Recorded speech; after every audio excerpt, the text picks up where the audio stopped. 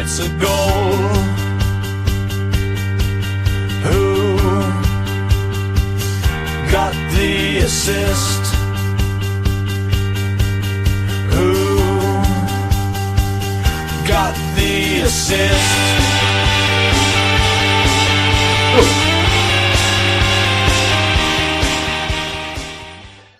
Greetings and sisters. May I say for the record that I've always loved Bruno Miguel Borges Fernandes, and any doubt expressed in this podcast was under duress. I deny ever questioning him as an asset, nor calling him the analytics manager's handicap. We're all Bruno fans now. Anyway, lots to get through this week, so I'll leave it at that. Except to say we had a good old time at Humble FPL Meets on Saturday. Shout out in particular to Adam Ronaldo FPL, who made it all the way from lovely Bristol. Great to see you again, mate. And shout out actually to the wider Bristol FPL group, who kind of let me know I'd mistakenly posted my show notes in there, rather than send them to myself. I don't have to be GDPR compliant on here. Anyway, I've got no segue for that. So I'm joined by Sam, as always. You're all right, mate. Yeah, very good, thanks. It's quite funny to know that you've accidentally sent across all of our show notes to other groups before us today. So other people don't need to watch the show this week. That's quite interesting. See if the viewing figures drop off. But yeah, all very well, thank you. Saints on in the background, so I'm enjoying 3-0 at halftime, enjoying that. Enjoyed the football at the weekend. Really enjoyed FPL Meets. Shame I couldn't hang around a bit longer. I know the night went on without me afterwards, so hopefully you all enjoyed that and weren't nursing too many hangovers. But I had fun whilst I was there. And then, of course, on Monday evening, I was pleasantly surprised by my Man United-shaped saviours. So all in all, very well, thanks. We are, as always, Who Got the Assist? On today's agenda, we've got lots to get through. Game weeks 14 and 15 will be providing updates for how we got on, because we were recording halfway through game week 14 in the previous pod. So we'll just figure out where the dust settled on that one, just to update you all after a pretty hectic week of FPL action. Of course, now we've all landed and been reloaded with 5 free transfers. So we've got them. Bit of a weird situation.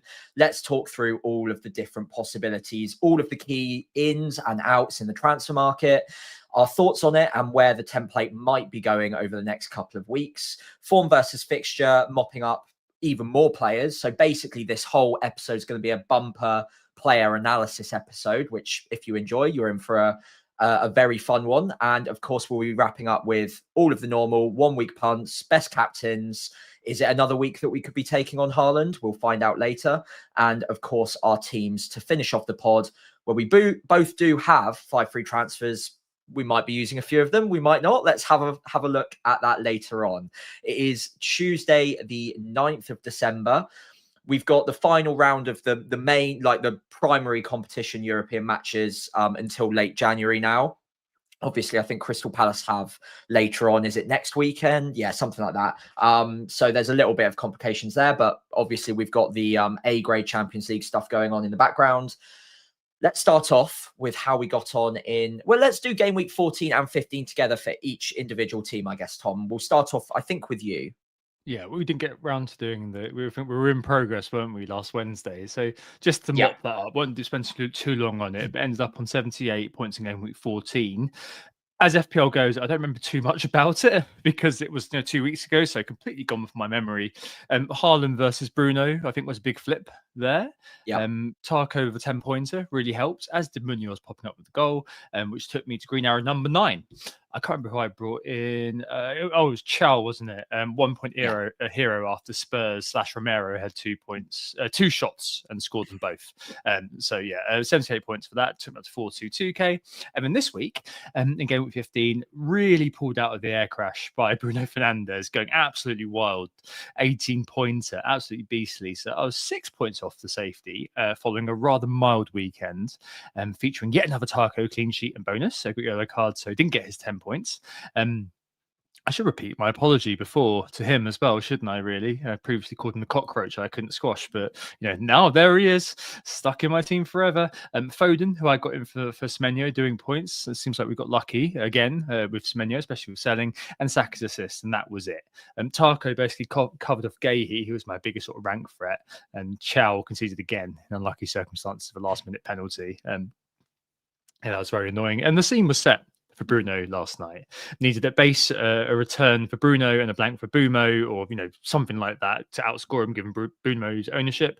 And yeah, 2 goals and assisted nicely, Senor. Thank you, Obrigado. What a way to signal the end of his effective points, in the same way Semenyo did a few weeks back with a massive sign-off. I think after this, he's probably not going to be anywhere near as penetrative in terms of helping me climb the ranks he has been before. But yeah, green arrow number 10 in a row secured, Sam. Wow. Up to 345k now, and suddenly from the mire, just a month ago, less than a month ago, I was in the millions.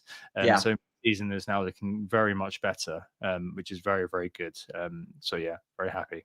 10 weeks of green arrows. That is so good. That's the sort of thing FPL managers dream of. You must be buzzing. Yeah, no, it's been very good. Because it's me, I'm just waiting for the crash to come. That's it. Wouldn't expect it any other way, mate. Let's have a look at mine. So yeah, going into game week 14, I was kind of flying. I was very happy with everything. Got up to 260 odd K. And then of course, like you just mentioned there was always going to be a correction. Game week 14 was that correction. Had 3 players benched, almost live on the pod: Thiago, Timber, and Saka, who at least scored a goal. That was nice, but I didn't get the Arsenal clean sheet out of that fixture because Timber came on in the 35th minute, something like that. Lequard did get me a clean sheet, but Munoz got that plus a goal, so I didn't get much help from that either. And then most of my big hitters, Semenyo and Bruno Fernandes, didn't really do anything. In fact, it was pretty much blanks all round, other than my captain Haaland, which saved me from one of the worst game weeks of all time. But it still wasn't great. Went from 260k down to about 420k. So a big red arrow, 58 points in game week 14. Didn't want to overreact though. I only had a couple of days to turn it around, and I made my 1 free transfer, removing Semenyo. You've already mentioned a little bit of fortune there. Obviously, that's a couple of weeks in a row now where he's been unlucky not to return. But brought in Foden, and he secured his hat trick of double-digit returns. Very happy to own him, and I brought him in, I think, probably 5 days ago now, and he's risen in price 4 times. So I've now got 0.2 million banked on him after the 0.4 rise. So that is just crazy how quickly these things move. But yeah, game week 15 went much better, 61 points, although it was looking like another car crash going into Monday night with Foden. Yeah, Foden, Saka, and Anderson, the only ones doing literally anything in my team. My captain blanked, Thiago blanked, Anderson, that's Fulham Anderson, and Lequard both blanked and didn't get DEFCON. Timber did, but conceded twice, so he got 3. And then welcome to Monday night, which was a repeat of the last game of the week from game week 14, with the Man United boys going up with a nice fixture. Wasn't really expecting much considering what had happened on Thursday against West Ham. But yeah, they did the job. 26 points between them, Bruno and Fernandes. I'm a massive fanboy for Fernandes anyway. I always struggle not to have him in my team, so it was nice to get the points out of him. And Bruno, I was getting a bit frustrated with. Felt like it was a mistake to have gone with him instead of Foden first up. But he's returned now as well, so very happy with both of them. Took my red arrow from down to 600k up to 321k in the space of an hour and a half. So yeah, overall, I'm pretty buzzing with that. It's nice to be back where I wanted to be at this point, 320k, and just need to make the most of the 5 free transfers now, I think. Yeah, me too. We're pretty much neck and neck. I think you're 2 points ahead of me. Like, it's ridiculous, isn't it? Obviously, you've come down a tiny bit and I've jumped up, but yeah, I think we're both definitely feeling a lot better about things than less than a month ago, or i.e. about 5 or 6 game weeks ago, when we were both kind of like, well, me especially, kind of like, oh, for God's sake, this season is really frustrating, and now it kind of feels like some headway's being made, and hopefully these 5 free transfers, as you say, are going to be the way we plow through, because 5 free transfers is here, everybody, hooray! Although I'm more than aware that many of you have already gone off and spaffed a few of them. It's really flipping strange to see that 5 free transfers. I've never got there before. I've got to 3, and it's just bizarre. It's basically the free pseudo wild card, which differs from the random chips we've been given in the past. Like, we've had the free wild card before due to the FPL site failing way back in the days of yore. We've had extra free hits due to COVID, but my lord, when it came through, my head was spinning, and despite all those price changes going on over the weekend, I think I was saying to you on Saturday, I almost had analysis paralysis, Sam, due to all the potential moves I could make, which meant I just did nothing. I had, there were a few kind of things I could have done. Like I let Dewsbury Hall rise yesterday, rather than selling him for Minte, buying him for Minte, for example. But I thought more information was more useful there. I haven't had any kind of big fallers or anything like that. But you know what? I felt like, Sam, as I was doing my notes on the way home today and this evening, my plan for what I was going to do has changed about 3 or 4 times. I have honestly no idea what I'm doing at this point. There's so many options, and trying to find some sort of priority, I think, is what I need, which is why I'm very glad I'm speaking to you about it. I mean, how do you feel about it? It must be, we've signposted it for ages, but now it's finally here. It must feel different, right? Yeah, it is a little bit odd to reload the app and see 5 pre-transfers having been on 1 for the last couple of weeks. And it does, as you know, I like my planning, and I came into this thinking, yeah, I'll use 1 free transfer, I'll hold the rest, and we'll roll along until we get to doubles and blanks, and hopefully that will be really powerful.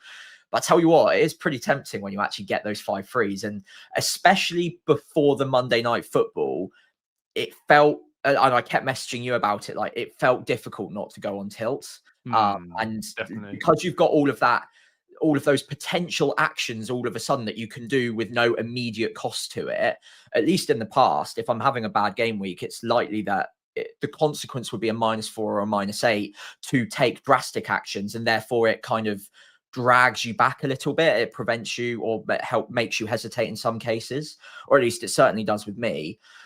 With 5 free transfers, it's okay. You've had a nightmare game week. In fact, at one point, it looked like 2 nightmare weeks in a row, and my season was kind of sliding very quickly.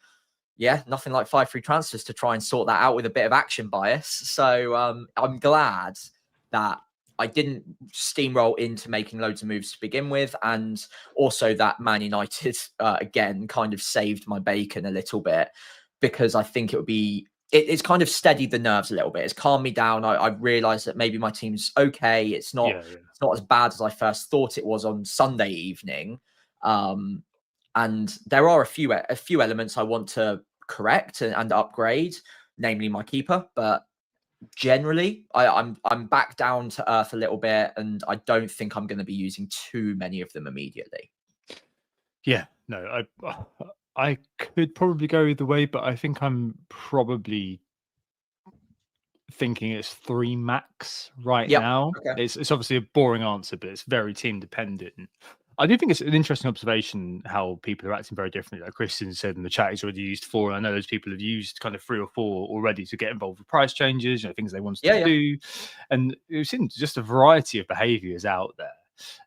Us gathering info, perhaps, and other people just kind of trusting their impulses and their instincts. Yeah, the one thing I'll say on that as well, and I don't mean to discredit going early and making a lot of transfers this week. We're quite fortunate in our position that we've got a lot of a few of the more prevalent price rises this week already. So Thiago, Foden, and Fernandes will probably all be going up quite quickly this week. So I understand why people have moved early on those, especially if you've got like Mateta and want to move to Thiago. Foden from someone like a Semenyo would make sense as well. So I completely understand why those transfers are being made early, and also why so many of those transfers are being made. So it's just like you say, a cliche, but situation dependent, that there are some very obvious moves out there this week. It's just we don't happen to need to make them because we got fortunate with our timings on those players. Yeah, perhaps kind of, I suppose the template pod the other week kind of just helped focus our minds, and maybe the minds some people watching and listening as well. Probably definitely helped. I mean, it reminded me of the marshmallow experiment a little bit. Why discredited now? But one of those things, where the kids were given the option to eat 1 marshmallow or wait to eat 2. And some people just kind of want, all right, I've got 3 or 5 chances, I'm going to use them straight away. And other people kind of are more just kind of like, all right, I'm going to hold off a minute. But the upshot of all of it, effectively, is that there's a hell of a lot of transfer activity out there right now in the market, which we'll look at in a second. But yeah, I think for us, as we've said plenty of times before, it's just that planning angle, really, that kind of sends you into overdrive if you're engaged like us, because you're trying to find ways to maximize these and hopefully kind of build the team to both I suppose, fit where you anticipate the template going, which we'll discuss in a bit, and cover exposures while trying to gain that kind of edge a little bit. And despite there being kind of no real shake-up with Afcon players, excluding perhaps Bumo, there's so much going on, isn't there? I just wonder whether, Sam, it's maybe a factor, like you said, with people jumping on the players that perhaps we already own. So maybe it's a blind spot for us because we kind of have got, the Sakas, the Brunos, the Thiagos, as you've referenced, or whether kind of there have been perhaps out there, because we've both got green arrow. Well, I've got 2 green arrows. You've got kind of a decent green arrow to get yourself back into the top 400k. But they're off relatively sort of modest scores, if I may say. They're kind of around the top high 50s, early 60s kind of thing, getting you quite a sizable green arrow. So by extension, there may be a lot of people who have had perhaps a couple of not so good weeks. And I wonder whether that sort of creates a bit of a perfect storm as well, where I'm not saying completely people are on tilt who have made early transfers, but maybe it has kind of come at a really good time. Some people who want a bit of a refresh after a punishing kind of very short term where you've had 3 game weeks, and if you've had kind of 2 or 3 red arrows in a row, maybe you're thinking, oh, you know what, I just need to act now. Action bias you mentioned. Yeah, and I don't think there's anything wrong with that either. Like I said earlier, I think you mentioned the perfect storm where it's not just that the players happen to be rising, right? It's not like Foden, Thiago, Bruno are just rising because people all of a sudden fancy them. They're rising because they've just scored a lot of points very recently, and they're good, and they're clearly quite good popular picks that will get more popular over this next couple of weeks.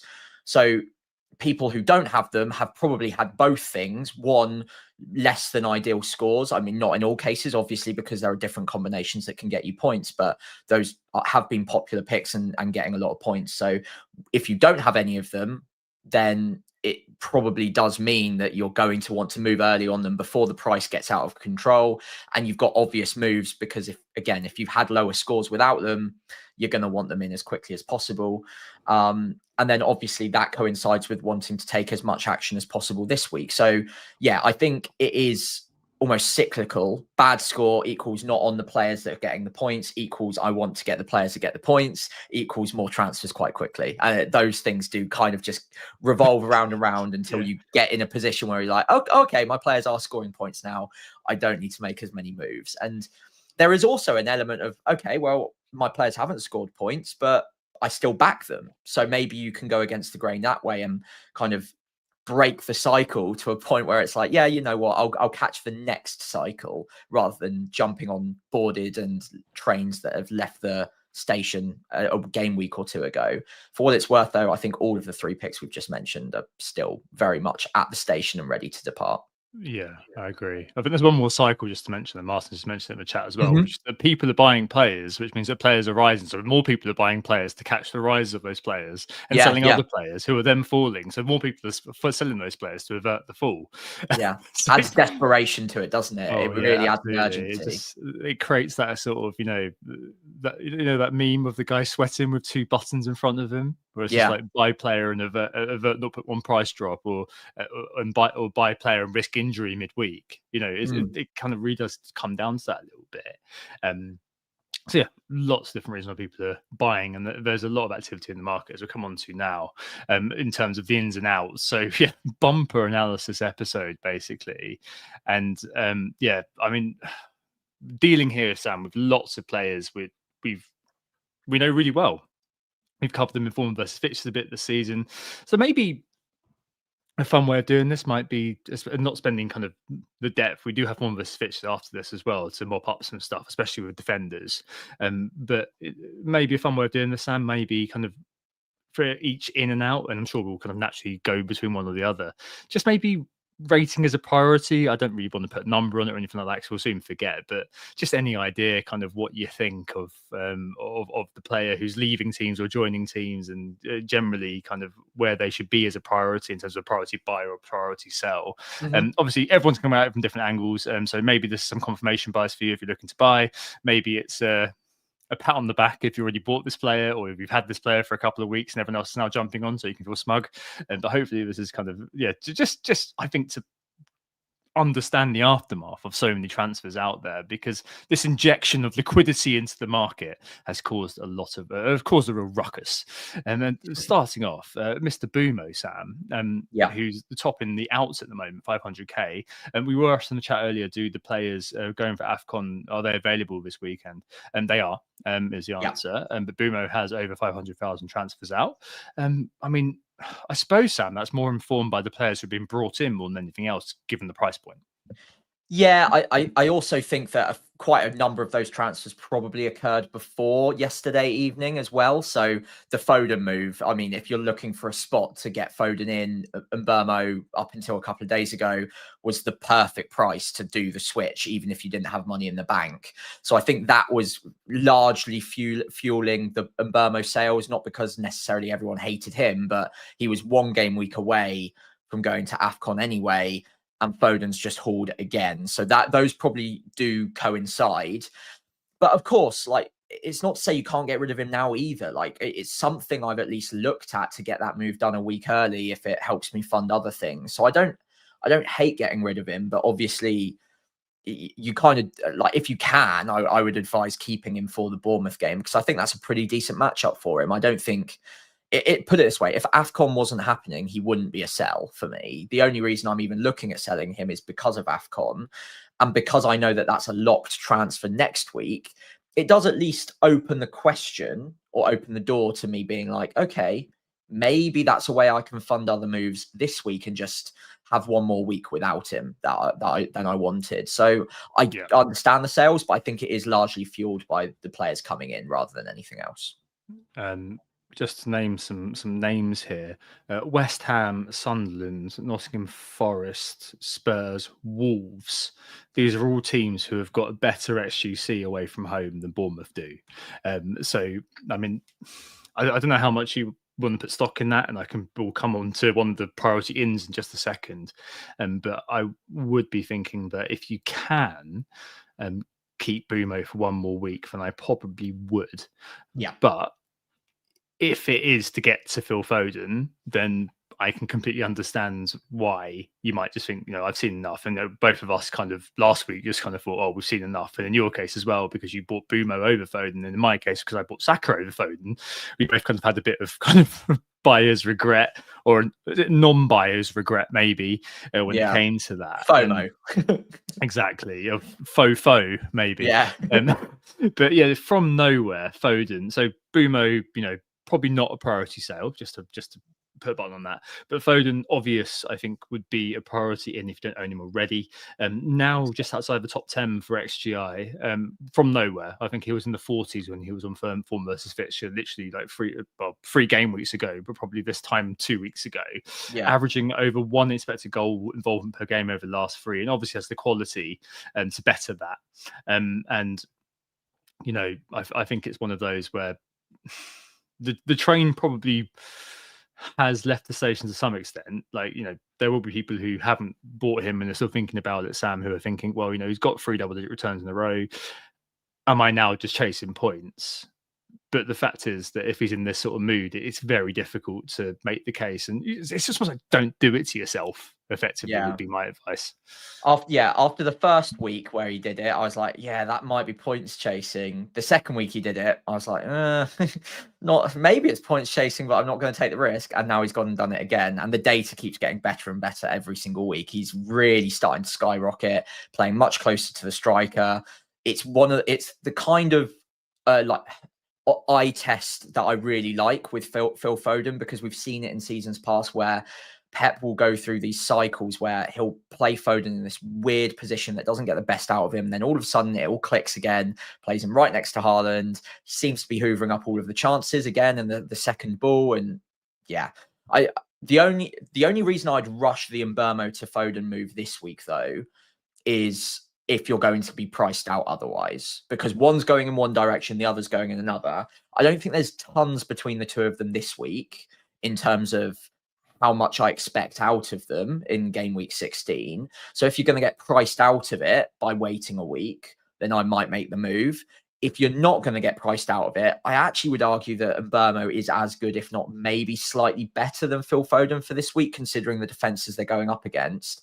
And just the raw XG data for Mbeumo matches up pretty well to Foden anyway. So I don't think it's a priority move I'd be making unless I'm going to get priced out if I don't do it this week. At which point I'd be like, yeah, you know what? Not much in it this week. If it means that I can have him for the future, fine. Yeah. Okay. I think it's going to take a lot of cojones though to not do it. That's the thing. So I completely understand why you'd be doing it, but for me, I think that would be a priority to buy in. To turn to strikers, sales, Mateta, 400,000 transfers out. I'm a Mateta owner still, just about. The mins are decreasing. He looks absolutely gassed.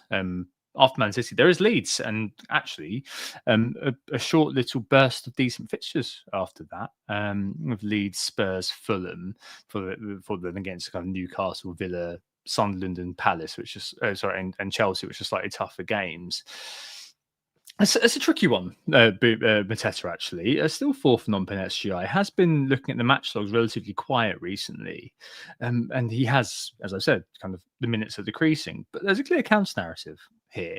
The spacing gets much better after this once they're kind of done with Europe. And he's objectively still a good pick. And those fixtures on the horizon are still good, still on penalties. And really, Sam, apart from if you're buying Thiago, the question has to be, are the replacements actually better, or are we just using this spot as, I know you're a non-owner, but put yourself in those people's shoes, is that spot just an enablement spot effectively now? Because you're able to take it all the way down to a go over Raul Jimenez, you'll speak about in a minute, or something like that, rather than kind of giving up on Mateta. I don't know. I don't know. I've got a real sort of quandary with Mateta, because I was very happy to let him go. And then I was kind of thinking, actually, with the spacing probably getting a tiny bit better and him having a bit more of a rest, maybe it's not as bad. I don't know. Yeah, I think if it wasn't for the next couple of weeks, I'd be tempted to hold on, but the minutes haven't been great for a while now. It does look like he's incapable of doing 90 minutes twice a week. And although you say the spacing gets a bit better, we do still have those 4 game weeks back to back pretty soon, around the Christmas, New Year's period. Would not be surprised at all to see either a rest or heavily reduced minutes in that as well. I think all of that to be said, I would probably be using this as an opportunity to get rid. It's not like I hate the next 2 fixtures, Man City and Leeds, but when you also bake into that the European fixture, which is a bit precarious for them, they do kind of need to win that one. They would have probably preferred to rotate in it, but I don't think they're going to be able to all that much. And that's I think 48 hours before the Leeds game, which otherwise would be the one that you'd pencil in as the potential Hall fixture. And again, I believe that's an away fixture against Leeds, where at Ellen Road they've been pretty good as well. Yeah, I mean, Leeds are going to give them a hell of a game in that one. I think they're going to be right on their case, a bit like what they did with Liverpool, try and exploit tired legs. I would probably be looking at this as a sell now. And look, I say this as a non-owner, so it's easier for me to say that. But looking at the minutes, looking at the recent data, looking at what you can do with that money elsewhere, yeah, I think unless I had a bench boost left, I would be looking at taking it as far down as I can feel comfortable with. If you do have a bench boost left, then I think you've got a playing striker very much on the books that is cheap enough to sit on the bench every now and then. Yeah, I was playing devil's advocate a little bit there, by the way. People in the chat who think I'm still a Mateta loyalist. I think that probably this is the time to say goodbye. You know what I mean? It's a bit like with the Enzo sale. It was kind of like you sell him now, but other than that, you might feel like obliged to keep him, which is a bit silly. And looking at the match logs, it has been a real sort of downturn, and has been noted as well. The big chance Mateta side of him does that perpetuates with him an awful lot. I think he'll be fine, later on in the year, but there is kind of head has been turned a little bit as well by the sounds of the general chatter around the transfers. I don't know. I kind of feel like it's a case of that perfect storm thing again, where he makes for a good enablement if you go down to 3-5-2, or if you go down to a Jimenez to afford other things for a few weeks and then decide what you want to do with that spot. Maybe Avissa comes back, or maybe even Sesko elbows his way into the picture around sort of game week 19. Man Nice and Newcastle both are good fixtures. All of it sort of works. We'll speak about some forward replacements in a bit if you don't own Thiago. So Mateta, I think, probably is more of a priority sell, it sounds like, than Bumo for a lot of people. I think I agree with you there, Sam. I know you're implying it, but I think that's probably what you meant. Yeah. In terms of buys in, Thiago, yes, okay, a couple of quiet games, didn't play versus Arsenal, but came off the bench. Spurs, very anemic performance, I think, from Brentford generally. But next to Leeds at home, Leeds have not been as good on the road, and Wolves away. Enough said. On penalties as well, 15th non-pen at the moment. I mean, it just feels like kind of, if you don't own him this weekend, I think you're in for a bit of a pounding potentially, because he's just going to be so effectively highly owned, isn't he? Yeah, I mean, his effective ownership was something like 45% going into last week, and that was before the great fixtures started. I think we're there now, and Mateta is getting mass sold, Thiago mass bought, so it's probably going to be a very punishing effective ownership if you don't. And it's one of those annoying moments in FPL where it's like, yeah, everyone's going there. I want to find a different striker that I like the look of, but he's sub 7 million at time of recording. He's got good data. He's on penalties. He usually gets 90 minutes. He's clearly the talisman for them. I say just get the job done, and I say that regretfully, because I want the effective ownership to be on my side. But he's going to be bought by pretty much anyone anyway. If you've got Mateta, I think it's an easy move if you don't have him yet. Yeah, curse of the podcast, that, Sam. You don't want to tell people your secrets, but you've got to do it. Unless that's equals FPL review. Buy Barry, buy Dominic Calvert-Lewin, as Dan has just said in the chat. I mean, these players. Calvert-Lewin have 3 and 3. Just I heard. I think someone might have mentioned him at some point. The best value player in the game, I heard one of our guests say. Yes. Yeah. Not me. That wasn't me. I didn't say that part. Yeah. Can't change the past. Anyway, let's go back to a sell, a potential sell, and that's Anton Semenyo. I'm not saying he's a sell. I'm saying factually he's being sold a lot. 450,000 sales for him, the third highest sales this week. Another maybe in the Bumo category, where probably not, unless you're trying to move to one of the characters who are being bought in, like a Foden, like a Bruno Fernandes, we'll speak about in a minute. I feel like he's sort of alongside Bruno, Foden, and probably Saka, who we'll talk about in form versus fixture, kind of the ideal fourth man, but I don't know where the money's coming from for this. And I think those three sort of crowd him out right now. Saka's not even the top 5 for transfers in, by the way, for midfielders. We'll talk about him in a minute. But Semenyo's just been so unlucky. I mean, in some ways, we can be charged with hypocrisy, because we have both sold him and both kind of gotten away with it in inverted commas. But he's just been, it sounds like, and it looks like from the highlights and so on and so forth, and individual sort of events which have occurred during games, he's been very unlucky. Man United away next isn't that's probably not the most difficult game in the world offensive wise. And game week 17 they've got Burnley, game week 18 they've got Brentford away. I mean, in some ways, maybe by game week 17, I may be looking at it thinking, oh, can I get him back at least for a couple of weeks? I mean, what's your view on this, Sam? If you'd have kept him rather than selling him for Foden, which obviously outcome was the right thing to do, but if you were sat with Semenyo now, would you still be thinking he's a priority sell? Absolutely not. I think there are only a couple of players, maybe 3 in the game that I'd be like, yeah, sell him for one of these 3. That would be Foden, Bruno, and then Saka. Those would be the 3 where I'd be like, okay, I like Semenyo, but I like those 3 more. I will go with them.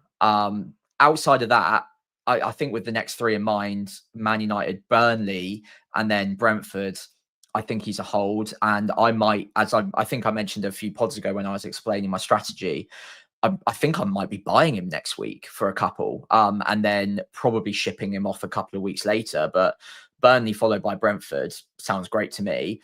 And yeah, I think he's just been really quite unfortunate recently. And as a new non-owner, I feel like I can say that feeling not bitter about missing out on the return last week. I think he has just been a bit unlucky.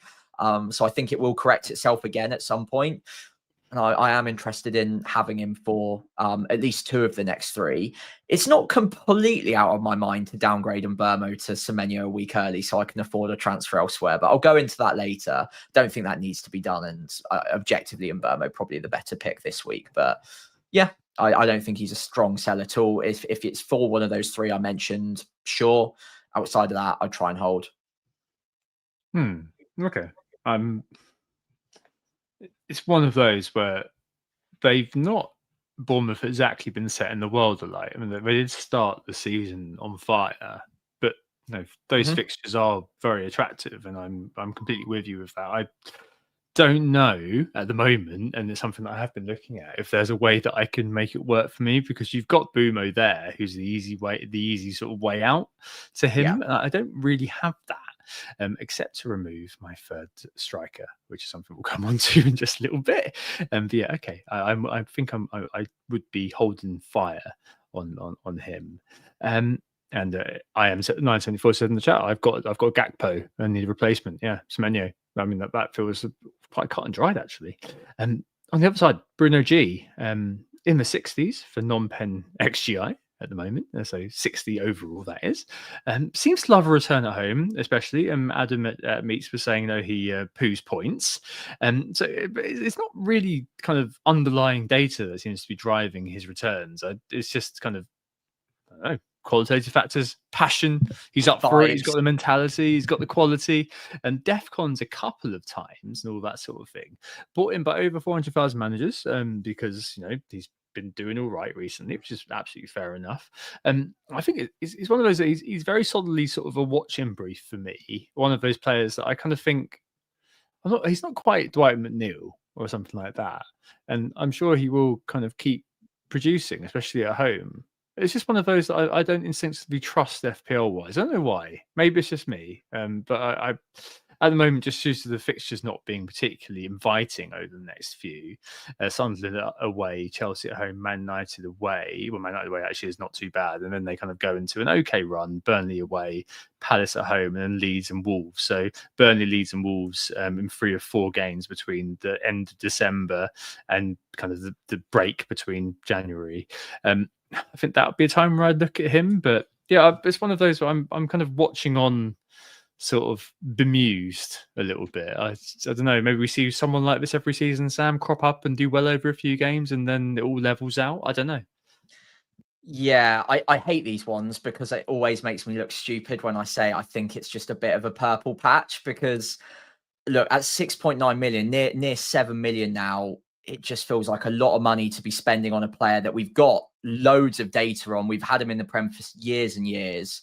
He's never been an FPL pick, really. I think maybe once or twice people have had a little bit of a punt on him and it's worked out in 1 game week runs, but he's never been an FPL option. And I don't think anything has massively changed this year, other than it's just happened to go in the net a little bit more often than it normally does for a little while. The data's not skewed massively upwards. Some people might say, oh yeah, but introductions of DEFCONs make him a more purchasable asset at 6.9 million. I don't think that's true, because he's averaging 8.86 DEFCON per 90 and he plays the 90. So I don't think even that's really helping him out much. He's hit it twice, and outside of that, he's not really been that close very often. So that's not massively helping him out. And one of the goals he's recently scored was direct from a corner. Now, there are some players that are quite good at that, but I don't think he's going to repeat that too often. I say that now, and he's going to bag another one of those in the next couple of game weeks. I'm going to look stupid, but I'm probably not going to go there. This feels like a bit of just a purple patch, and I'm probably going to miss out on it. Too expensive for me. At 5.5 to 6 million, sure, I'd be willing, but 7 million feels like a lot. It does. It feels it's a good grass pick, honestly. Take the points and run if you have owned him, but it's one of those that maybe to my chagrin, maybe I'll come back in a couple of weeks and be like, well, I've totally screwed up there, and he's basically Lingarded it for a while. Maybe I need to buy it, or maybe it's just one of those, bit like Mark Gahey this year and countless players throughout the past. I've just kind of go, well, okay, those points have happened, but there's nothing I can really do about it. I don't trust the player. And you only remember the ones that do that You only remember the ones that keep Yeah. going. A purple patch is memorable for how long it goes on. Like Almiron lasted ages. Lingard lasted ages. You don't remember all of the ones that season that lasted until like 3-4 weeks before those players continued. You only remember the ones that carry on. And I mean, it could carry on, but there are like 10 picks like that in the game right now, and 9 out of 10 of them probably won't carry on. So maybe he does, but more likely he doesn't for me. Yeah. Okay. Next up, being sold. Oh, actually, no. I've got cut a few out and come zeroed on a couple here. Van Dijk. We'll talk about the defenders in terms of the replacements in a minute. But 150,000 sold. I know you're quite an ultra for Virgil, Sam. You keep advising me to buy him every 5 minutes. Hang on. I can produce the chat logs which show I that. don't even have him in my team. I know, but you keep telling me to buy him every week. Yeah, sabotage. Yeah, okay, fine. I mean, Liverpool just they're just at a weird moment, aren't they? And instability of a team in FPL is one of those things that I view as kryptonite to the FPL manager. I'm not saying that everything is predictable. If it was predictable, we'd be playing fantasy baseball. But right now, there has to be something in how things have been going recently to make you think he's just not worth that money. Yes, Afcons, but those clean sheets just don't seem to be there. Yeah, I think at this point, Leeds was probably the last straw for me when considering him. I was still having lingering worries about not having him in my team. I know obviously the form up until now hasn't been good, but Liverpool are still a high quality side. Defensive data wise, it's dropped off, but they could easily turn a corner.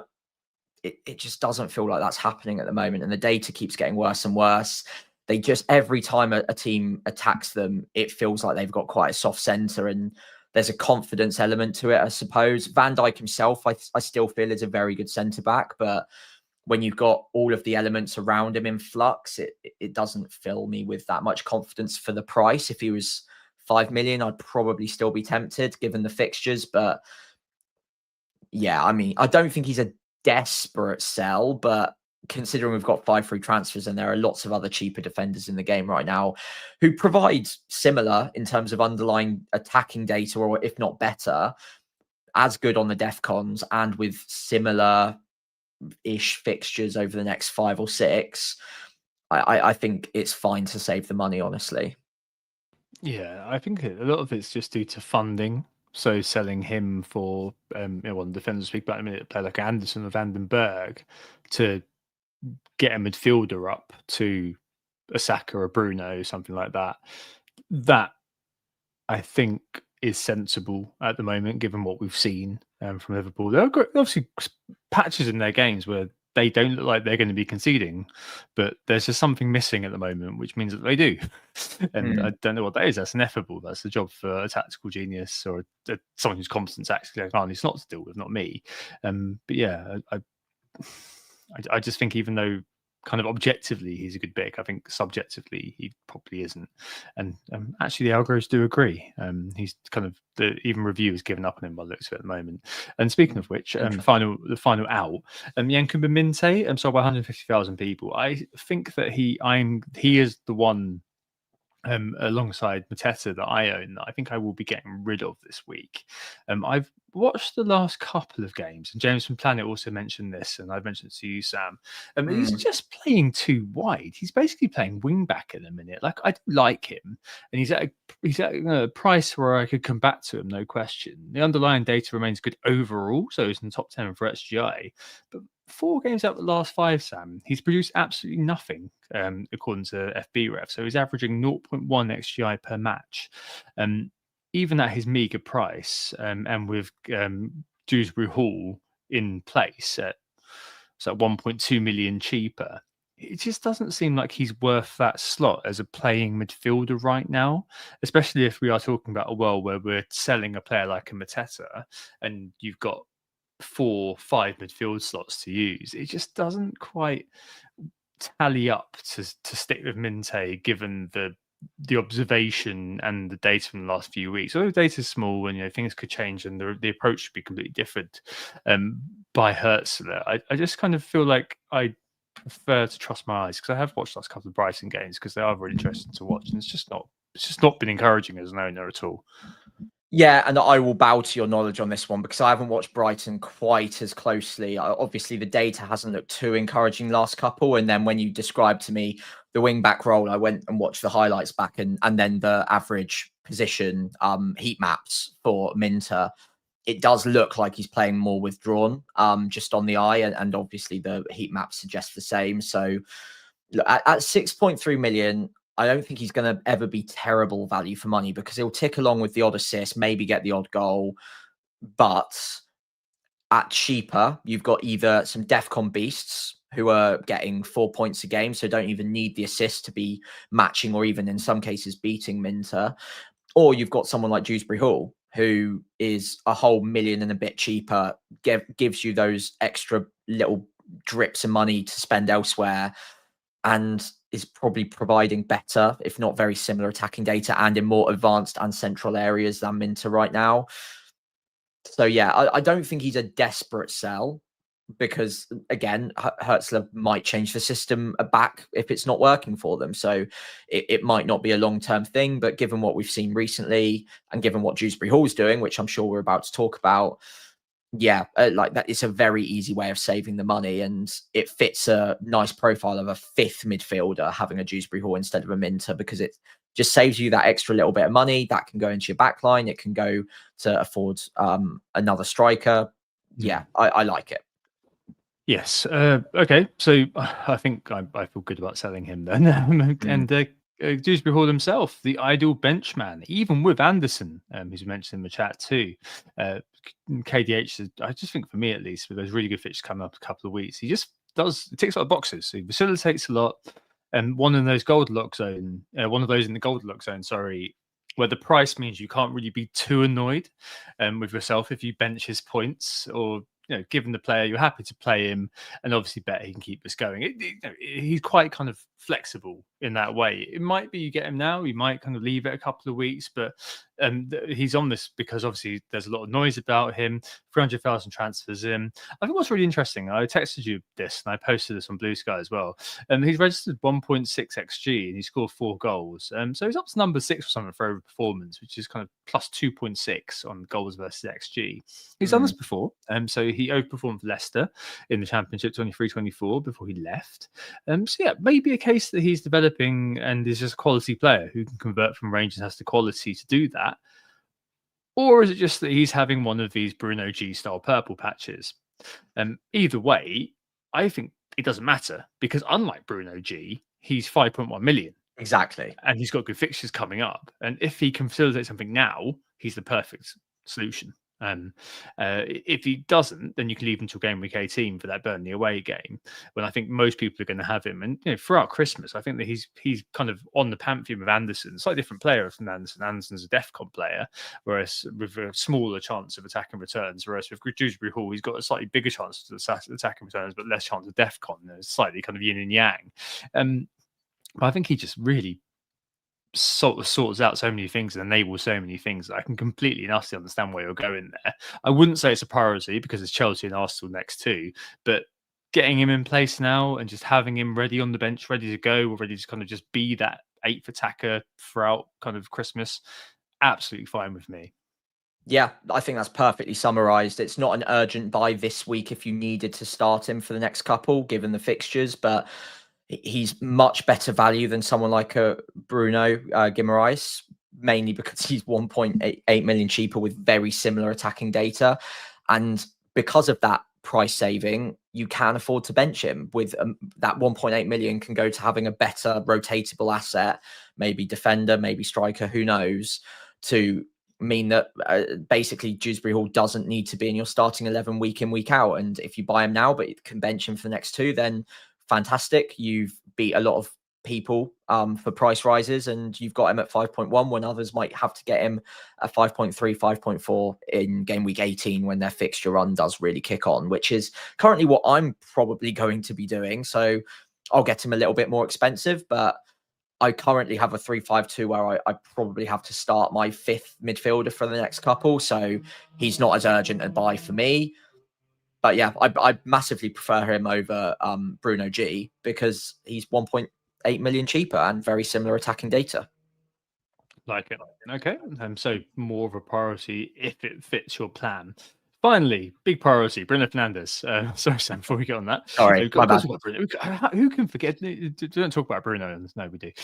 Yeah, just don't do it to yourself. If you don't own Bruno, I mean, I don't care what the fixtures are. I don't care if you think he's an analytics darling. So I'm going to go against him. Just buy him and forget he exists. Honestly, play the season with 91 million or whatever it is on the bank. I mean, admittedly, he's returned in a predictable game this game week versus Wolves, but more often than not, despite all the reached points, you just don't know where they're coming from. And I just have him in there and expect a reasonably high floor to my team week to week. And plus, he's just a really solid vice captain. A player like Cunha, maybe monitor and kind of have later on. But despite the fixtures, I don't really care. Just, you've got the money, you've probably got somebody to get rid of, you've probably got some funds to move around with the players we've mentioned. I just get Bruno and forget about it, honestly. It's not the sexiest pick in the world. It is quite beige, actually, in some ways. But I mean, you and I have both benefited hugely from owning him for a little while. Actually, no, ignore me. Don't buy him. Do not do it. Bruno is terrible. I take it all back. Ignore him all.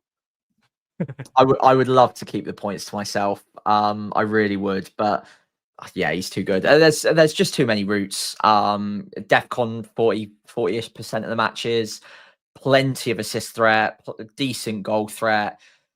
He's on set pieces. He plays every minute during this period as well.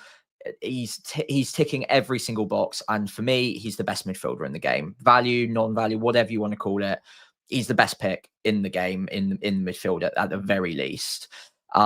If I had neither Foden or Bruno, I'd be going Bruno first, put it that way. And that is as big a compliment as I can give him. Nice. So, I mean, I suppose where do we think the template's going? Maybe we'll touch on this a bit more next week with Mark, FPL General. But I just I think with all these buys, and maybe we'll see when the dust settles, I do wonder whether there's a bit of flexibility that all these kind of transfers in and movers around are kind of moving us towards. People are going to end up with a fairly strong defensive 4, maybe even 5. Strong bench players like KDH in the mix.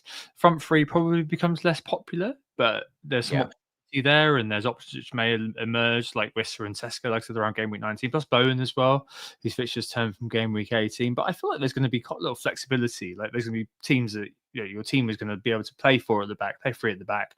There still will be kind of the spine of a Crystal Palace defender, a Arsenal defender, or 2, the likes of Foden, probably I'd imagine Bruno after the result from this weekend, and then Haaland and Thiago.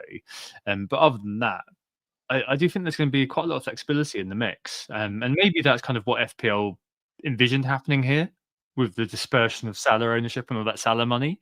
And we've kind of got there in a slightly different way than the way that they envisioned, Sam. But I suspect that's the way things are going to go overall. But the identity of those individuals who make up kind of the guys who are really going to hurt you week to week, some of them are already known, the players I just mentioned, and some of them I think are still to emerge. Yeah, I think you touched on it there. For me, the biggest shift will be the formation, five in the midfield, but having a strong 4 at least in defence that you can rotate a little bit with that 5th midfielder will be very popular. But yeah, I think the biggest thing for me right now is there's just not much value in the forward line. Most of the expensive strikers will get the odd return, but outside of Haaland, I don't think the money's worth going there.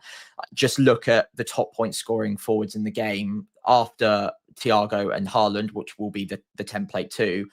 It's 66 points, and that's Bowen. Now, if you look at some of the alternatives who have in other positions who have 66 points or more, just to list a few off for you, you've got 2 keepers matching the 3rd most popular strike or 3rd best striker at the moment in Pickford and Raya. Raya, who famously can only ever get 6 points as a maximum, is as good as the 3rd best striker in the game.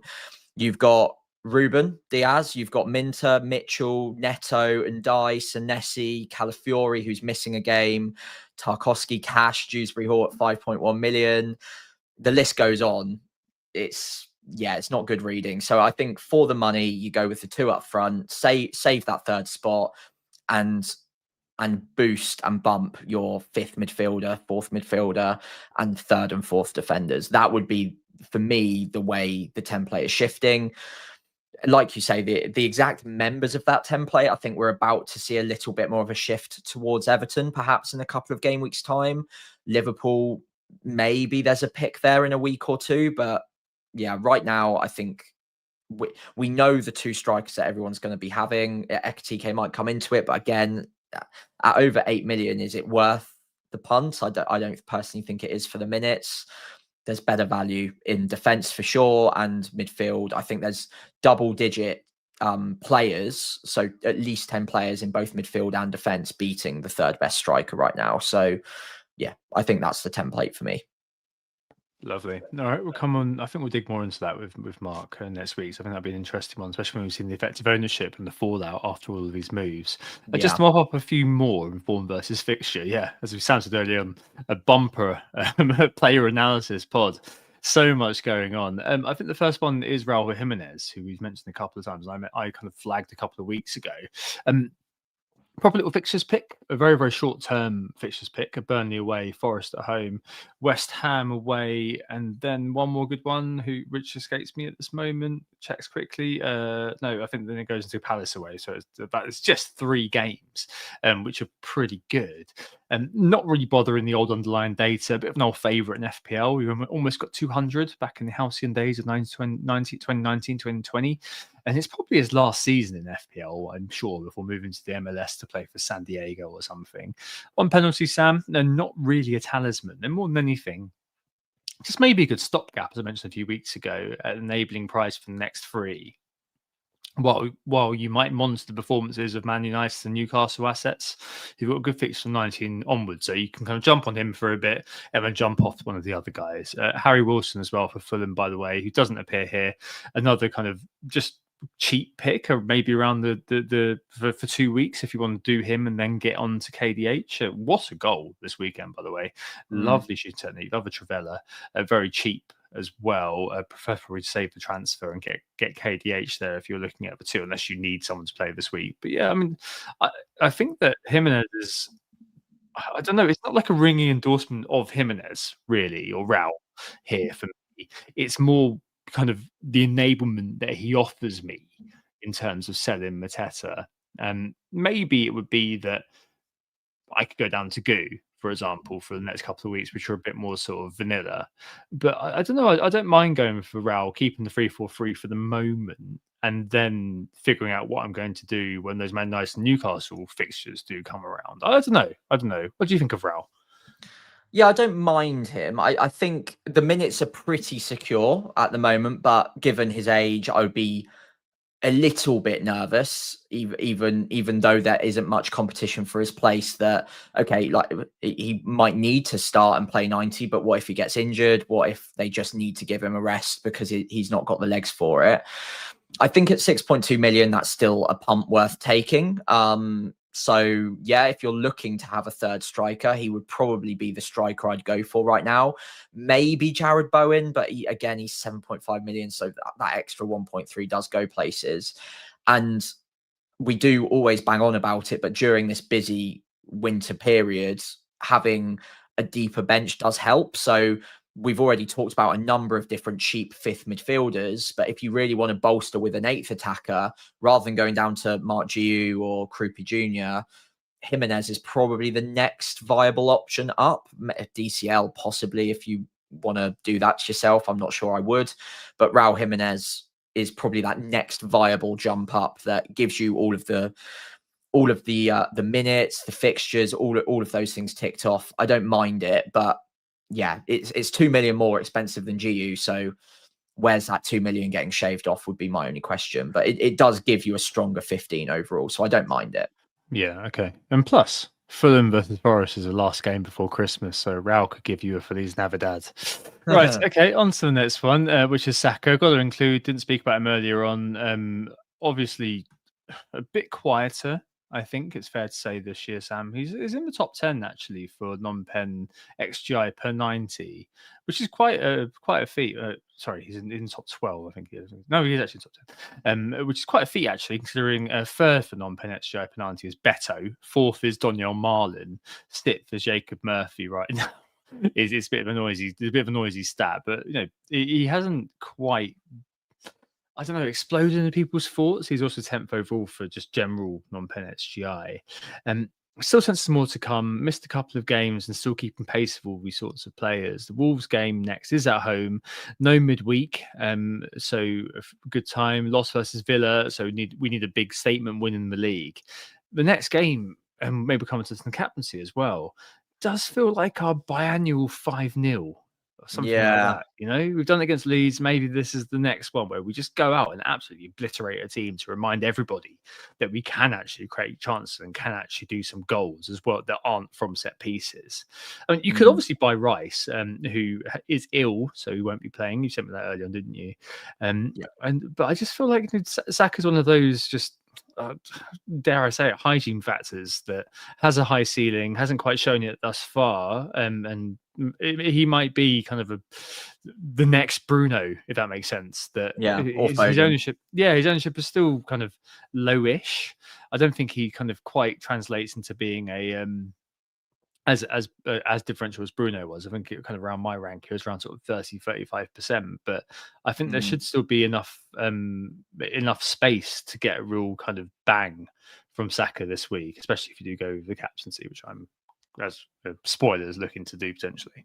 Yeah, I agree. I think with Saka in mind, he's got the underlying data to match the likes of Foden or Bruno Fernandes, and that we've seen what they're capable of. So I think he's got it in him. And with the fixture, I doubt Wolves make a sacking decision for Edwards this quickly. So I think they're going to go into this one with him away from home. I think they are about as downtrodden as I've seen a Premier League team, and I've seen Southampton several times. So yeah, it's not looking good. I would also say let's wait until we see what happens in the Champions League with Arsenal, what squad they go into the game with, how many minutes Saka gets, how tired they look afterwards. But you would think they can rotate and rest considering their position in the group right now. I think they're going to come into this one feeling pretty up for it and try to put Wolves to the sword. Whether or not that translates on the pitch, who knows? But the odds are pretty good. I think if you look at the underlying projections for this week, it's the highest expected goal data of the season so far of any team, 2.71, I think it was. Rob T, FPL, do go check that out on X if you get the chance. I think it's the higher than any Man City projection, so far this season. It's just with Arsenal, the returns are a little bit more spread out. So Saka's got good data. He's not as talismanic as Haaland, but he matches data-wise to Foden and Bruno, and they've just started hauling. So there's nothing to suggest he can't. Bit more expensive, but I think if you're going to captain him this week, which both of us are looking likely to be tempted with, he's still a very good player to be going for this week. 100% agree. Right, conscious of time, we've got 4 defenders to go through as maybe Van Dijk replacements, maybe as enablers.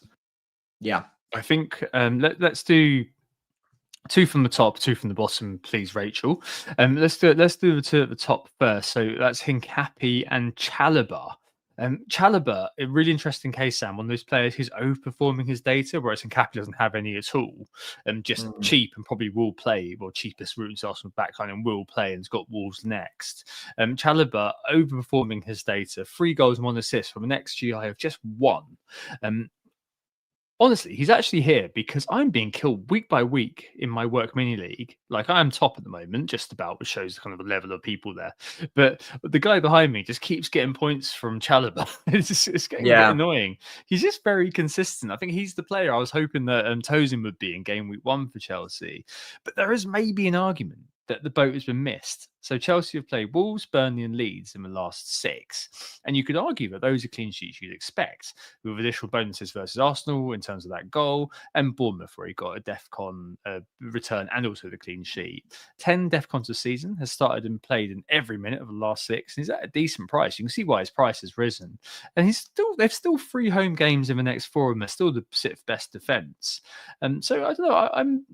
I'm between him and Hincapi, who's more of kind of like, in the Bundesliga last year is pretty good. He's got a decent leap on him, despite being relatively small for a Premier League defender. He's my height, 5'11", and I don't know. He looks quite good at 5.4 as a kind of 1.1 million cheaper than Timber, effectively, and covers that exposure to the Arsenal defence. So, if you're looking to go a bit more expensive for a defender, maybe to get rid of Van Dijk or maybe to upgrade in defence, I think either of those are quite a good option. I'm just kind of thinking I just want to go back to double Arsenal defence and kind of have my Homer Simpson duvet meme all to myself. Really, of the 2 I'm going for. I don't know. There is a world where I go with Timber this week, but for the purposes of this, I'm interested to hear your thoughts on the 2 of them as options.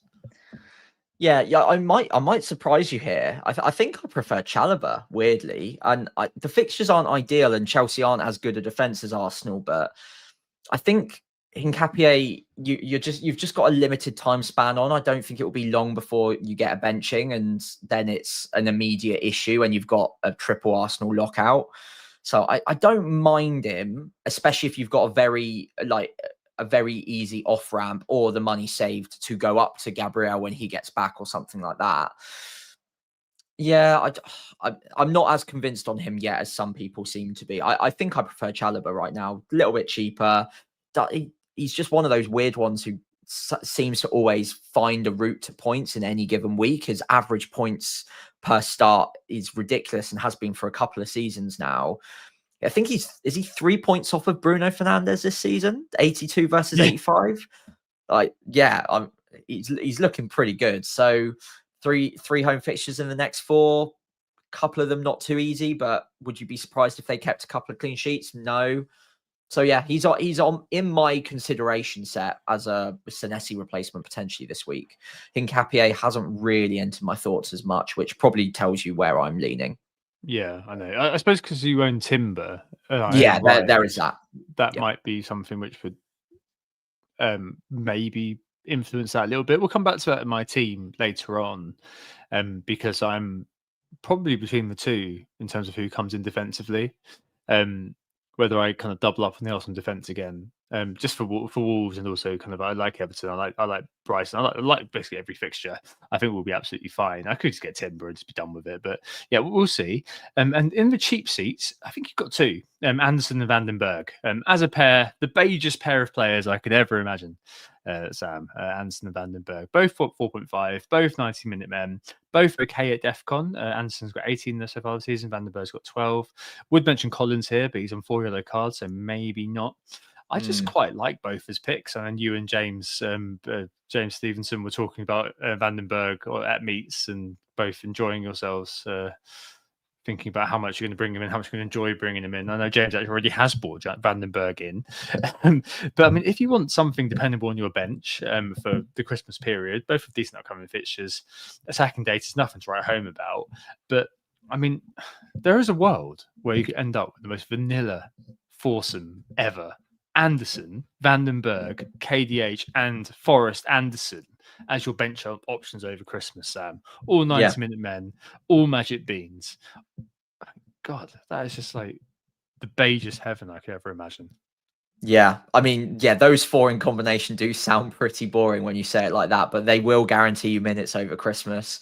I've already got a couple of them. I've got both Andersons, so I think if I was picking fresh between Fulham's Anderson or a Vandenberg this week, I'd be going Anderson. Better on DEFCON, better or very similar defensive data, probably better fixtures over the next few. Yeah, I'm more than happy with Anderson. I prefer him, but given I've already got him, Vandenberg is also in my thinking. Little bit concerned by their lack of clean sheets so far this season. Only picked up 2. Good fixtures next couple, and he would be an enabler for me. But I'm not.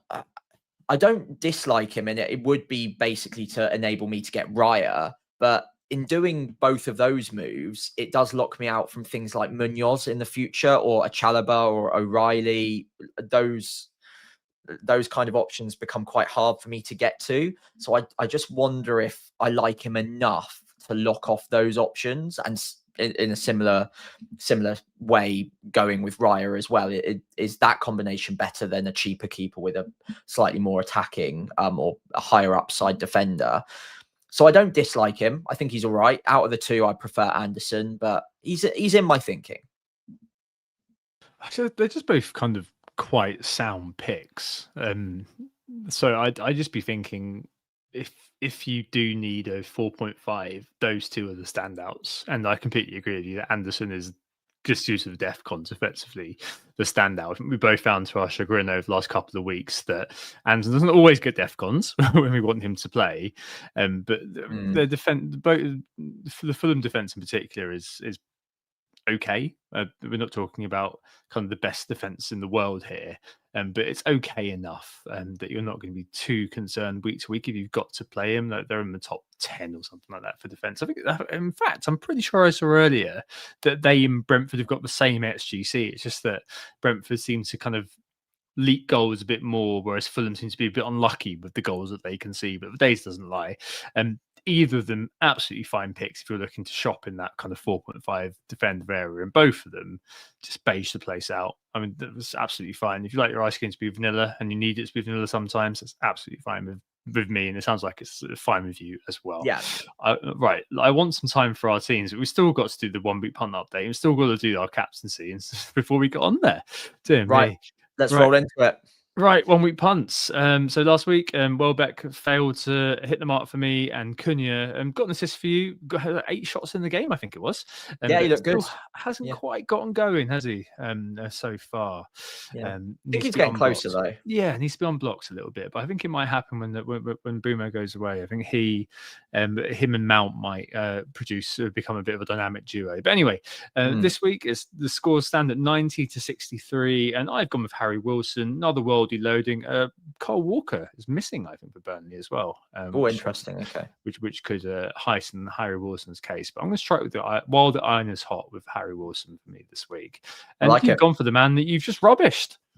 Well, I haven't just rubbished him. I just don't like him as a long-term pick. I think for a 1 week punt like this, Hincapié is absolutely fine, because you can pretty much guarantee a start this week, I think, unless I'm missing something on the injuries. We haven't heard anything on Saliba. Mosquera's out. Gabriel's out. Calafiori is suspended. So I think his minutes are secure, which is why I'm going for him. Decent chance of DEFCONs. Wolves at home, good chance of a clean sheet. Who knows? He might even get something from a set piece. So yeah, Hincapié, going with your early season strategy of backing the centre back to get some kind of 17 magic pointer. So yeah, that's how I'm doing it. Fairest of plays. All right, on to captaincy for this week. So, is this the week to finally go against the big man? I think a lot of this is probably framed by one, obviously, the blank this weekend. Fine. And the other is Palace. Man City's bogey team, of course, famously. Palace 4th overall for XGC, which is very good. Whereas, on the other hand, you've got Saka, or an Arsenal asset. Don't know if you're going to be captain Gyökeres or Madueke or something this week, or Rice, but Godspeed if you do. Saka in top 10 for non-penalty, as I mentioned earlier on. But Wolves is XGC, obviously not doing very well. And as we've seen recently, poor old Wolves, I think that they're basically a dead team walking, much like your beloved Saints were last year. We've also got Bruno on here as kind of a bit of a solid pick. I think he's just going to stay there on this graphic as a solid pick going forward. The vice captain, do not jaws. But it feels like probably, the EO, make no mistake, is going to be 160% plus for Haaland, I can imagine. But this probably is the week, I think, for me, to finally leave the safety of the comfort blanket and try something different, because Saka versus Wolves, I think, depending obviously on what happens in Bruges. Yeah, exactly. Yeah, I was going to say the exact same thing. I think my bus team, I can't remember actually what I put on the slides. I think my bus team captain is on Saka at the moment. We'll see in a minute, and I'll find out myself. I think I'm ever so slightly leaning towards him before knowing what goes on in the midweek. So obviously the situation can change. But I get the feeling his minutes in this match are going to be good or good enough to go with it. And the defense that he's going up against, especially down that right-hand side against Man United, I'm not a tactical genius or anything like that, but like just watching that game, the amount of times that right-hand side was completely open against Wolves was ridiculous. And if Arsenal have that kind of space at the Emirates, they'll probably make more of it than Man United were able to, or very similar at the very least. So I think Saka's going to have all of the opportunities to get his first big haul of the season. So I'm hoping for multiple returns there. It's a classic back the player or back the team they're going up against. With Saka, it's more about the team they're going up against. And with Haaland, it is just because it's Erling Haaland, you go with him. I think the fixture difficulty is enough for me to swing across to Saka, but let's wait for the midweek just to confirm that, I think. Yeah. Okay. All right. I'm with you 100%. But yeah, good luck whichever way we go. Right. Onto our teams then. That looks like mine. Yeah. So if I didn't have 5 free transfers, I would be thinking I might roll it if I knew 1 free transfer. So I've got Raya in goal, Munoz, Chow, and Anderson at the back. Minte currently on the pitch away at Liverpool. However, that's too many worries. Mo Salah's last game. His mum's coming apparently. Bruno, Foden, and Saka with the armband up front. Haaland, Thiago, and Mateta. Now, I apologise. I'm going to try to talk through this as neatly as I possibly can without boring you all to death. But basically, I've got 2 routes or two kind of main thoughts. I've got another one as well, which I'm not going to bore you all with, which is the wimpiest option in the world. I mentioned that earlier on, Sam. I'm not going to do this here. But so 2 more bold routes. One is kind of to upgrade Rodon effectively to an Arsenal defender or Chalobah, and that's Rodon to Timber or Hincapi or Chalobah via Mateta to fixture play Raul and Minte to KDH, which takes him to a 4-3-3. So basically the team I just mentioned, except so I'd have 4 at the back, including Munoz, Timber or Chalobah, Anderson and Chow, and then 3 in midfield. So the Saka, Bruno, Foden, and then Haaland, Thiago and Raul was the front 3. And that would kind of leave me with lots of money in the bank, principally actually to do Chow to probably Gahey next week and just get that covered off, stop the pain. I just don't care anymore. I just want to buy Gahey and just be done with it. Honestly, it's just sickening how ludicrously he keeps scoring points. I don't care. But this week he's not the week to do it with Man City. So I could do that. If I got Timber rather than Hincapi or Chalobah, I'd be at 0.0 if I bought if I did Chow to Gahey next week, assuming Gahey doesn't rise. So I'd have no flexibility whatsoever if I went with Timber.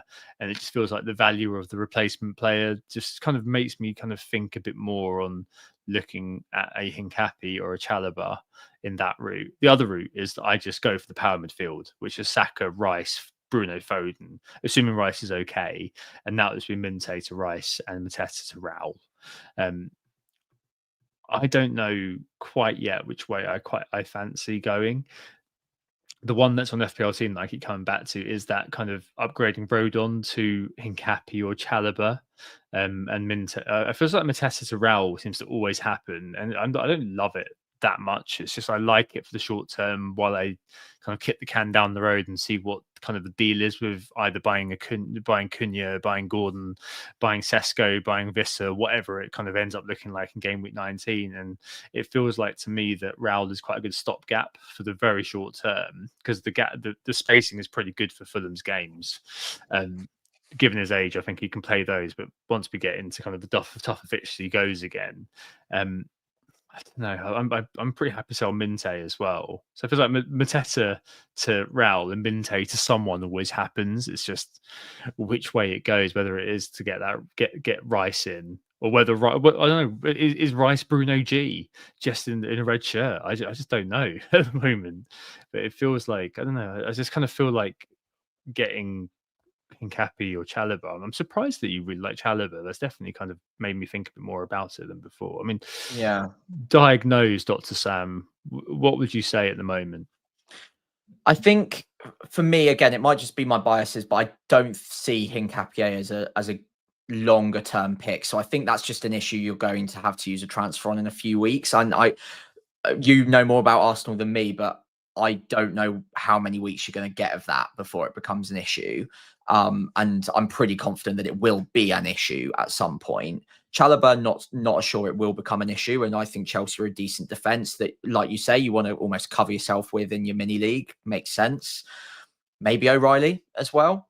Maybe not the ideal hopping on point this week, but his attacking data is great. I'm looking at him as well myself. Yeah. I really like him.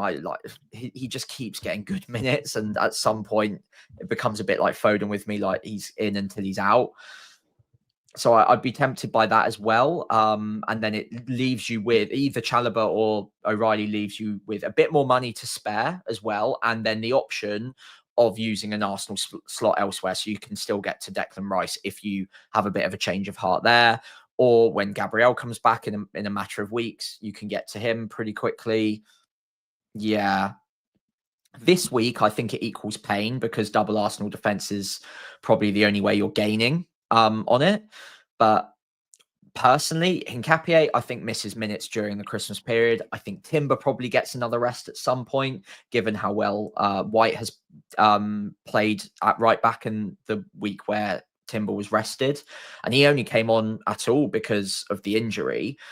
So I think we're not a million miles away from either of those two players not being locks in the Christmas period. I think I like the Arsenal double up, but given the expense of Timber, and I do prefer him over Hincapié, I'd be tempted to save the money and give yourself a little bit more firepower elsewhere to upgrade that fifth midfielder, maybe. Yeah, that would maybe be my gut instinct, having seen your team here. Yeah, it's very tricky, honestly. Yeah. I don't want to over the pudding and talk about it too much, but I just feel like I want to join the Legion of Robots next week more than I want O'Reilly. I maybe O'Reilly's another blind spot with me, but I just look at O'Reilly and think I just want the DEFCON defender over him. I don't know why. I know that I love the player as a player. It's just with my FPL hat on, I look at it and just think, well, Gahey costs the same. And Gahey's probably better value. If you want the DEFCON though, go Richards or Lacroix. I'm not having the pain anymore, Sam. Gahey's going to score a hat trick one week, just off his bum. It'll go in off his arm and be given by VAR, and then he'll fall over and kick one in. It'll be something like that. I mean, it's just week to week to week. I just feel like I think the end goal effectively is to have Raya, Gabriel, Munoz, and Gahey as the back four, and just be like, right, that's it. Lock the door. See you all later. I do know what you mean about O'Reilly. It just doesn't feel like it's the week to do it, and I think that's kind of making me think of other things, which is why Chalobah's in the conversation. And because next week I end up with him away against Newcastle, there is kind of pause for thought, but I mean, I think Chelsea can make that game quite a tough one regardless. So yeah, I'm okay to go with that. I do hear what you're saying about Hincapié. I do think that if Arteta does turn around and say Gabriel's still weeks away, I think that he does actually gain some stonks because he just will play. Really, he's been signed to play that role, and as kind of a category A signing as it is in Arsenal terms, i.e. a player who's going to be in and around the first team. So I think that he and Saliba will basically be the back two for a while. I think it's just unfortunate really that Calafiori got his booking, because I think he would be the one that I really want in this scenario. And there is a world if I really wanted to spaff around my free transfers where I bet on MLS this week and then get Calafiori next week. There is a world where I might elect to do that, but it doesn't feel like it's in keeping with what's worked for me this season. I wouldn't be doing a 1 week punt. 2 free transfers to do that. Yeah, nah, probably not for me. So I think I think I'll give some more thought to it, but I kind of do like it, but I don't mind Rice either. And having that midfield does seem quite appealing to me. But going to 4-3-3 for a little while is absolutely fine, and getting KDH in place does seem like an interesting idea. So there's too many possibilities. My head does hurt, but I think it has helped a little bit actually. To speak to you today, I say. So FPL.team. Hang on, no, I've got to listen to you first. Right, you've got to do my section before you go off and do that. Go on, but I'll keep it brief. So my team 5 free transfers. My big issue is Pope in goal. Still looks like he's weeks away. I've got Dubravka this week at home to Fulham, so I can play him. But let's be real, it probably just makes sense to make a keeper transfer. Otherwise, the only other issue is probably my third defender, because I'm happy with Timber and Anderson. So Senesi is currently on the pitch away at Man United, yellow flagged. Couple of issues with that. Not the best fixture, and obviously injured out. My bench option defenders are Lacroix at home to Man City. If it was Munoz, not so bad. I'd be happy enough with that given the attacking upside. Lacroix, not quite as comfortable. And Rodon away at Brentford. Leeds away form is absolutely terrible in terms of underlying XGC, so I'm not that keen on starting him either. So a bit of it comes down to whether or not Senesi's fit. If he is fit, I could probably make peace with just keeping him and playing him against United, and less than ideal this week, but he's got Burnley next week, and then I'd probably ship him out for Everton defender in game week 18. That was the original plan. Outside of that, my midfield, I'm really happy with Fernandes and Burmo, Saka, Foden, powerful 4 with a cheap Anderson to make it all affordable. Haaland and Thiago up top like everyone else. Armband on Saka. So the main decision for me is which keeper am I bringing in? Am I taking Pope down to either Kelleher or Verbruggen? Verbruggen would be a nice rotation with Dubravka. We've talked about it plenty on this pod. Do like the look of that. And it's the cheapest playable keeper combination of 8.4 million between the two. Or go with Kelleher and just start him every single week. And given the medium-term good fixtures, I don't mind that. But looking at his actual FPL points, which is a very analog metric to be looking at this point, but he's been hitting 2 points every single week for like 5 weeks in a row. So it doesn't fill you with confidence going there, which leads me to my final option, which is take it up to Raya and double Arsenal defense. And we saw it last week in 14, at least with Raya, he's not getting rotated. So you're getting that clean sheet if it comes through in a week where Timber gets a rest. So as boring as he is, I am considering him at 6 million, which sounds insane, but it's up there as a consideration. I'd need another free transfer to do so. I can no longer do Senesi down to Vandenberg to make it affordable. So my 2 options are Lacroix down to Vandenberg this week, which is bang on the money, just about affordable. And then next week, I will basically have to find a route back to a Palace defender pretty quickly, because I don't want to be exposed to that ownership for too long.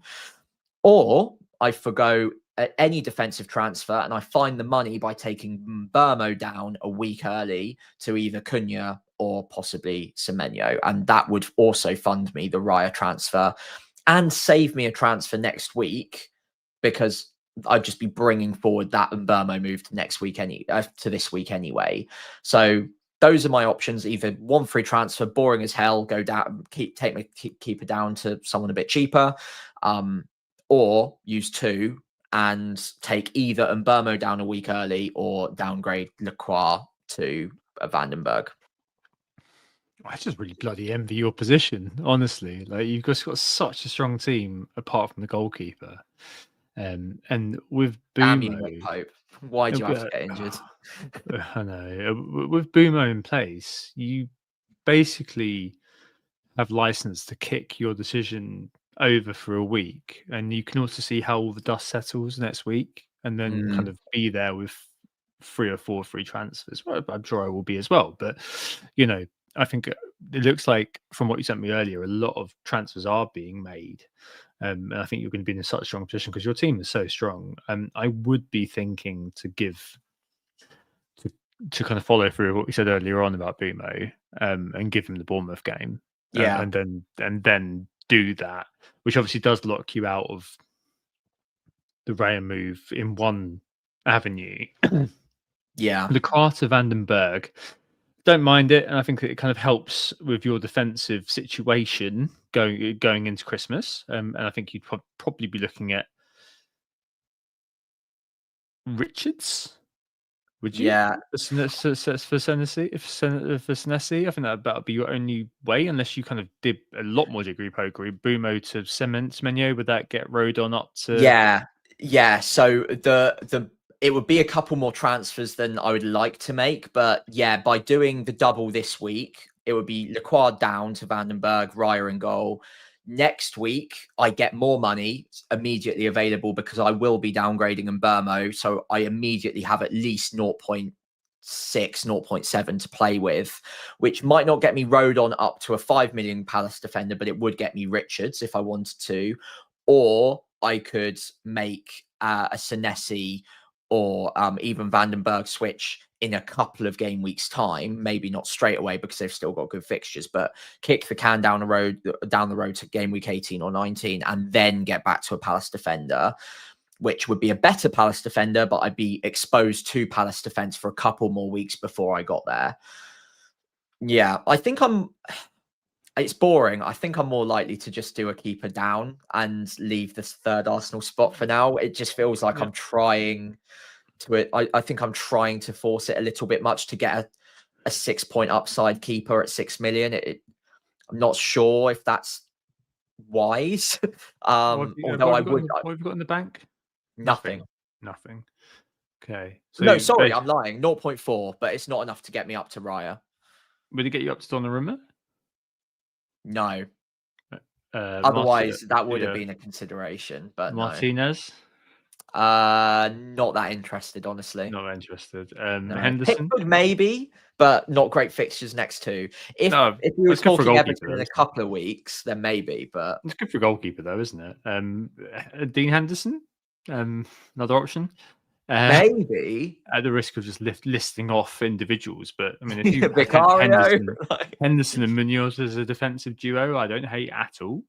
I think Henderson's one of those who will get you saves, and I think he's actually, if I remember correctly, he's doing really well for bonus this year. I'm not sure if I'm making that up. I might be making that up actually. I think his underline was pretty good. Anyway, I don't think he's actually scored that much. Yeah, if you're taking it down, I think it's got to be Verbruggen. I absolutely hate goalkeeper rotations, but that Burnley Brighton rotation is just top tier, S tier, isn't it? It is nice. So I think that would be the way to go. I would not envy you doing that. I'm definitely one of these people who just likes to have the player in goal and not have a decision to make week to week. Like one less decision to me is kind of time gained. So I would probably be favouring in your position, maybe a Henderson actually.